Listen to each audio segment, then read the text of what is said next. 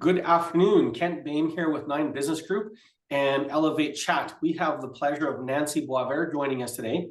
Nancy, please introduce yourself, your company, and what makes you unique and different from your competition. Hey, Kent, thanks very much, first of all, for allowing me to have this opportunity to participate with you. I'm quite honored. My name is Nancy Boisvert. I run a company called Agape Marketing and Consulting. I've been operating since about 1984, so since before the internet. And what makes me a little bit different from everybody else is that I take a big deep dive. I don't typically just do what a client requests without understanding their rationale behind it. And so that's kind of where I have been focusing my point of difference from everybody else in the space. I tend to do, as a result of that, I tend to do a lot of business consultation as opposed to just the marketing aspect of things. And recently, since all the shutdowns and everything with COVID, I've had an opportunity to take a look at where that led me in my former business model and where I think I can add value now. So I hope that we'll get a chance to talk about it a little bit more, but I actually have started a division of my business called Next Steps, and I help people with the transitional aging process. Good for you. I think it's great that you've done that, which kind of leads us into the next question. What is the biggest challenge you've overcome since becoming a business owner? And what did you overcome and how? And what does it look like today?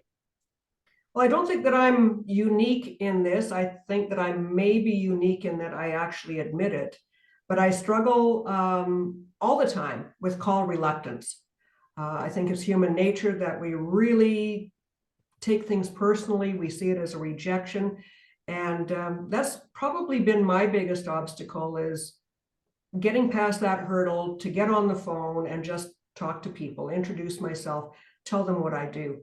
And you know, it's not such a big scary ogre once you do it. Usually I end up having some really nice conversations with people, and I 99% of the time meet some genuinely kind people. People are very nice, and I think I guess thank you. That's great honesty. I mean, I too have call reluctance. I've been at it for 15 years.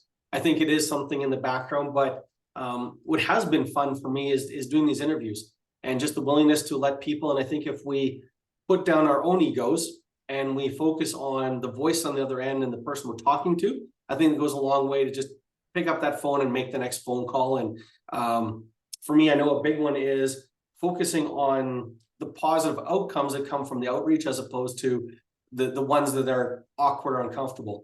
So when we were prepping for the interview today, you had mentioned that you decided to shift your business and focus in a new direction. Give us a few minutes and kind of give us what prompted the change. And I guess maybe more importantly, what was the process you went through to evaluate what direction to go, and how did you rule out certain opportunities and rule some in? Well, thank you for the opportunity to explain that, Kent. Not, again, unlike many people, when the lockdowns happened during COVID in 2020, I saw my business essentially evaporate. People were shutting their doors. They were unsure when they were going to be able to reopen, if they were going to be able to reopen. And so it was a struggle, business-wise and financially, for me and thousands, countless others during that 2-year period of time. Now, I have a longtime friend. She's been my friend for about 45 years now. And she named me as her power of attorney and her medical and legal representative about 6 years ago. She suffers from Alzheimer's. So I have been spending since 2016 managing the progression of her disease and the progression of the care needs that have happened. And of course, she was in long-term care by the time COVID hit. And as everybody is well aware, those places were virtually also in lockdown. Nobody could get access. So we had a pretty serious situation where you're damned if you do and you're damned if you don't. The health authorities were certainly doing their best to protect these people from COVID, but at the same time, we'll never really know what the effect was on their mental health because they were socially isolated for 2 or 3 months. It became increasingly important that I took a look at what the fallout of that was. We never really will know if how much that actually contributed to the decline in cognitive ability. But I've having to manage her care needs and her legal and medical needs over the course of the last 16 years. They say you don't know what you don't know, and nothing could be truer. I am a very structured and organized person. I like to take pride in that.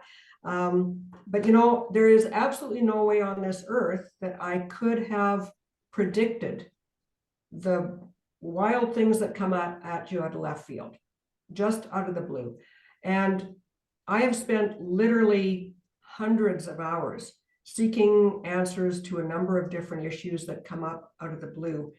So back in June of this year, I had several people suggest to me that I should really be looking at doing this as a consulting practice, because I've been helping people and giving them information. And they said, this is maybe where you need to be looking at focusing your business.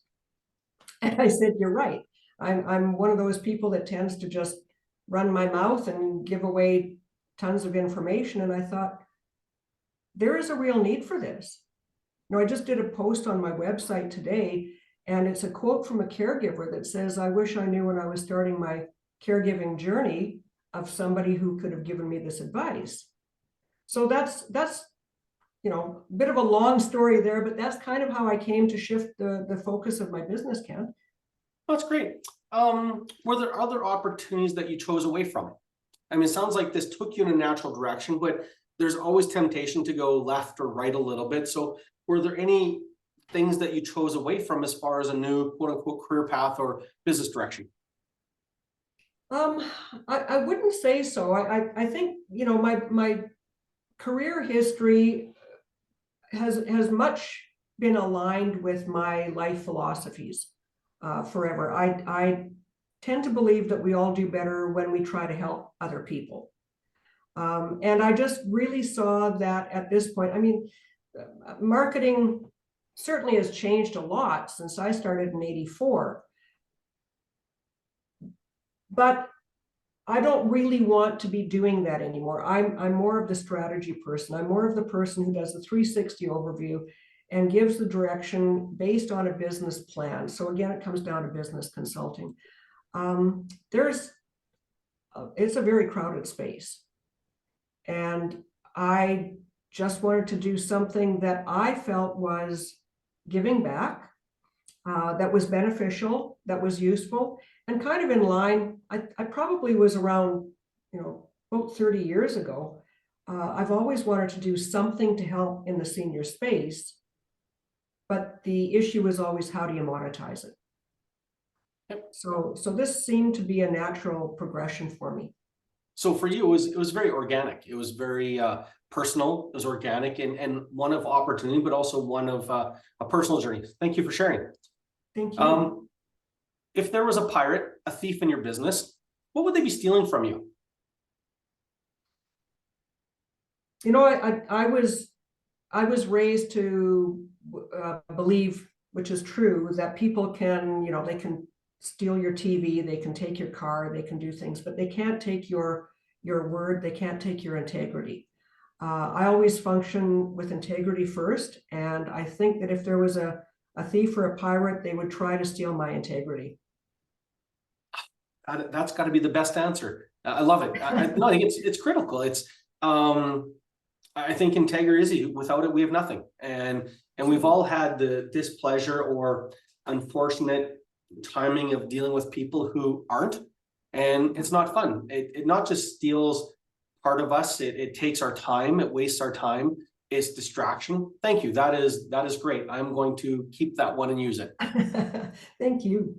In the years of experience you've had running your own business, what is your definition of a successful business? What does it mean for you to be successful? As a society, I know that we measure success in monetary terms. certainly we all want to make money. Certainly we all have different concepts of what we would do if we had a lot of money. I think that a successful business for me is knowing that at the end of the day, I helped somebody. Yeah, absolutely. I want to get paid. I have to pay for my groceries as well. But really, I get a great deal of satisfaction knowing that I've been able to help somebody. Fascinating. Cool. I think that's what it all comes down to, is that personal connection and being able to do for somebody that they couldn't do on their own. What do you want to be known for? Sorry, what do I want to be known for? Yeah. What's the legacy? What's the proverbial Stephen Covey, what goes on the tombstone when we're gone sort of thing? I'm a kind and thoughtful person. I help people in their circumstances. I mean, my goal, even with Next Steps, is have enough clients who can afford to pay for my services, which, by the way, are not exorbitant, so that I can actually help some people who can't afford that. I'd like to have a bit of a legacy of out of X amount of paying clients, I'm able to help somebody for free. Fair enough. That's lovely. So just before we wrap up here, one last plug. Where would people find you if we have a loved one, if we have somebody that we want to do better for and help navigate their aging journey? Where would people find you? Where can they get more information? Phone number, email address, website, whatever. Website, they can go to agapimarketing.com/next steps. And I'd like to point out Agapi is AGAPI. So agapimarketing.com/next steps. I've got my, there's a place where people can sign up to emails there that they would receive a notification every time I post something new. Phone number, that's a good question because I actually use a remote number. So that would be 587-287-5913. That's a digitized phone number so that if I'm not available, it does forward. Awesome. Yeah, and my email, they can contact me at next steps, NEXSTEPS @agapimarketing.com. Excellent. You've been more than gracious with your time. Thank you very much. And we look forward to seeing you progress in your journey and helping hundreds, if not thousands of people transition gracefully into, I guess, old age, maybe. Well, thank you so much for the opportunity, Kent, and for your time. You're welcome.